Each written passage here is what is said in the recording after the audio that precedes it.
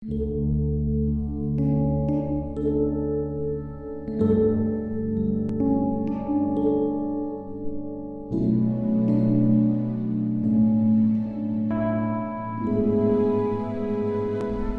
pagi saudara yang dikasihi Tuhan. Jumpa lagi pada hari Kamis tanggal 19 November 2020. Pagi ini saya ajak kita menemukan 1 Tesalonika pasal 5 ayat 17. Ayat firman Tuhan berkata sebagai berikut. Tetaplah berdoa. Saudara yang dikasihi Tuhan, mendengar kata tetaplah berdoa, mungkin ada sebagian orang bertanya, sampai kapan kita berdoa? Bukankah Alkitab bilang segala sesuatu ada waktunya? Ada waktu kita harus hidup di dunia ini, dan ada waktunya kita juga akan kembali ke rumah Bapa kita di sorga. Tetapi kenapa doa di sini dikatakan tetaplah berdoa? Kita diingatkan di sini ada dua hal yang penting. Kenapa Rasul Paulus katakan kepada jemaat Tesalonika, tetaplah berdoa? Maksud dari ayat itu, supaya orang percaya, umat Tuhan, pertama, jangan bosan berdoa. Karena seringkali kita berdoa, baru 10 menit, baru 15 menit, kita sudah gelisah, gerah. Kita tidak bertahan.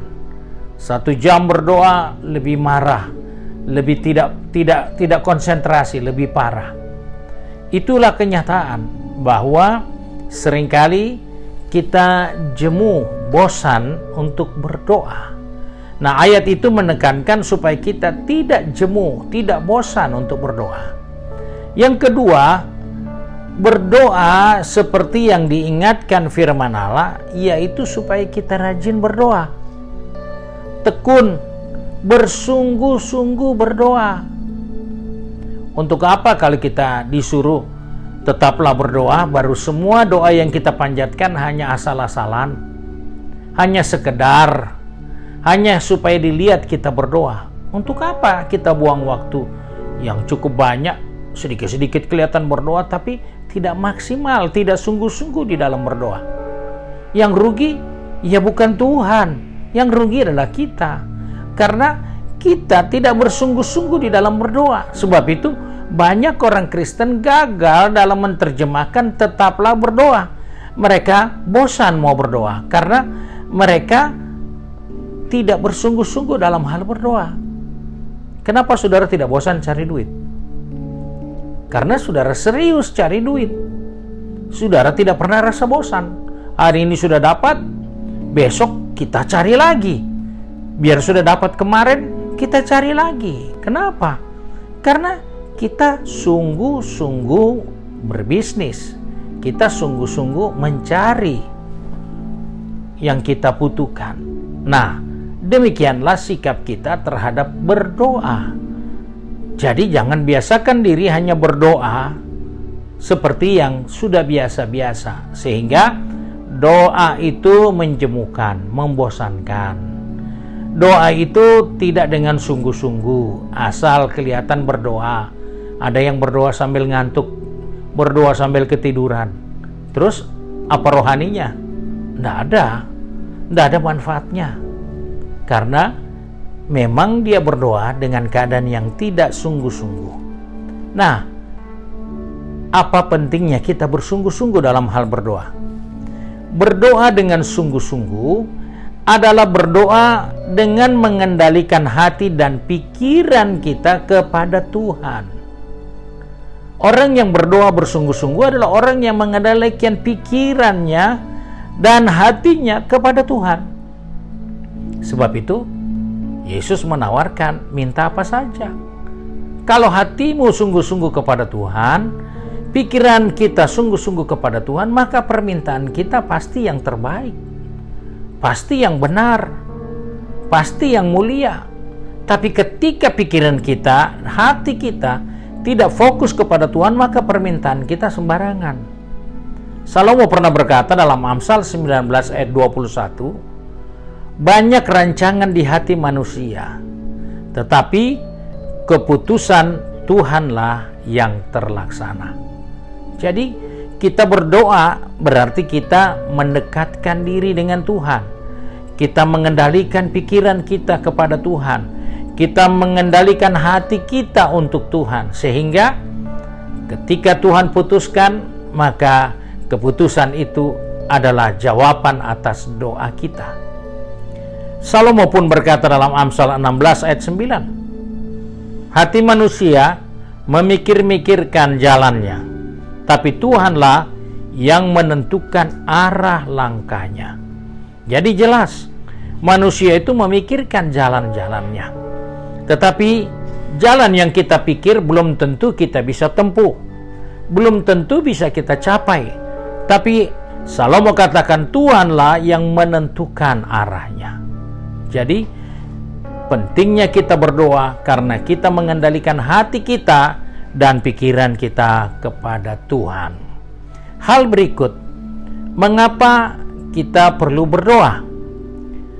Doa akan memberi peluang yang besar untuk kita melihat Tuhan terlibat dalam hidup kita. Alkitab katakan, kalau kamu berdoa, Bapa kami yang di surga, dipermuliakan namamu, dan seterusnya, berikanlah kami pada hari ini makanan kami secukupnya. Ketika kita berdoa untuk kebutuhan hidup kita, untuk makan minum kita, maka kita akan menyaksikan betapa luar biasanya Tuhan melibatkan diri dalam hidup kita. Ada banyak contoh. Apakah kita makan 4 sehat 5 sempurna? Tidak. Bahkan mungkin untung kalau bisa 4 sehat. Jangankan tunggu sempurna. Kalau sudah termasuk sehat, ya puji Tuhan.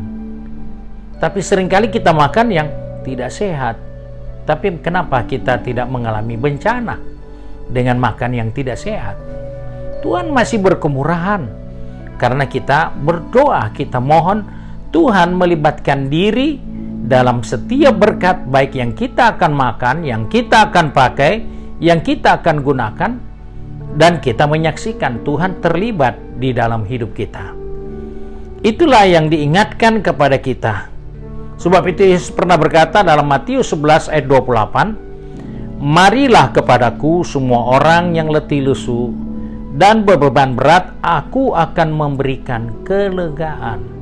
Berarti ketika kita berdoa, kita mencari Tuhan, kita memikirkan tentang Tuhan, kita memberi kesempatan Tuhan untuk melakukan sesuatu dalam diri kita, yaitu segala keletihan, segala beban yang berat akan diganti dengan kelegaan dari Tuhan.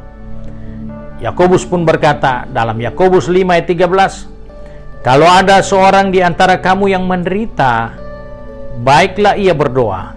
Kalau ada seorang yang bergembira, baiklah ia menyanyi. Kita melihat di dalam penderitaan kita, kita disuruh berdoa. Karena apa?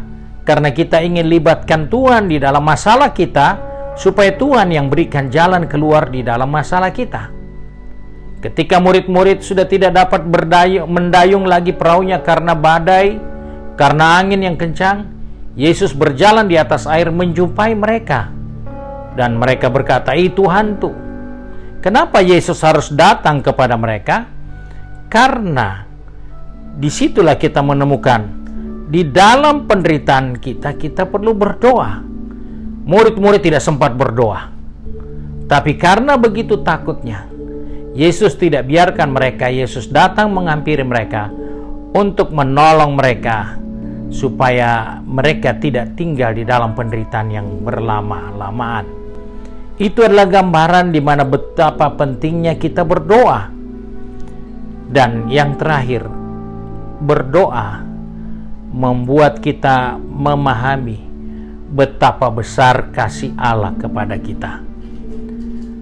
Kita menyadari kasih Allah itu luar biasa hanya di saat kita berdoa dan melihat pertolongan. Mazmur 46 ayat yang kedua, dia katakan seperti ini, Allah itu bagi kita tempat perlindungan dan kekuatan, sebagai penolong dalam kesesakan sangat terbukti. Berarti kita menyadari bahwa ketika kita berdoa, kita menemukan kasih Allah untuk kita. Dia menjadi perlindungan, dia menjadi kekuatan, dia menjadi pertolongan di dalam kesesakan kita, dan itu sudah dibuktikan. Sebab itu mari kita sebagai orang percaya, sebagai umat Tuhan, sebelum kita pergi berbisnis, bekerja, atau kuliah, ataupun tetap di rumah, kita perlu diingatkan, jangan jemu untuk berdoa. Jangan tidak sungguh-sungguh untuk berdoa. Mari kita satu dalam doa. Kembali kami datang kepada Bapa di surga dengan bersyukur karena hari ini Tuhan mengingatkan kami supaya kami tidak jemu-jemu, tidak merasa bosan dalam hal berdoa. Dan biarlah Tuhan mengajar kami untuk selalu bersungguh-sungguh di saat kami berdoa. Sebab itu Bapa, bersama dengan umat Tuhan kami datang kepadamu, menyerahkan seluruh kehidupan kami, pegang tangan kami, atur langkah kami, kaki kami sepanjang hari ini.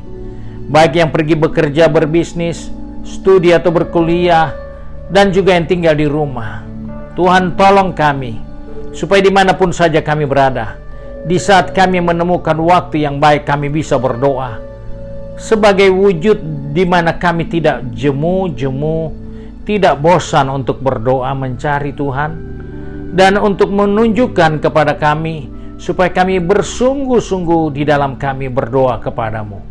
Sebab itu kami percaya ketika Engkau mengingatkan kepada kami, berarti Engkau mengasihi kami dan Engkau merencanakan yang terbaik bagi kami. Sebab itu kami bersyukur untuk hari yang baru ini, di mana Engkau sudah menyediakan berkat bagi kami, baik berkat jasmani terlebih berkat rohani.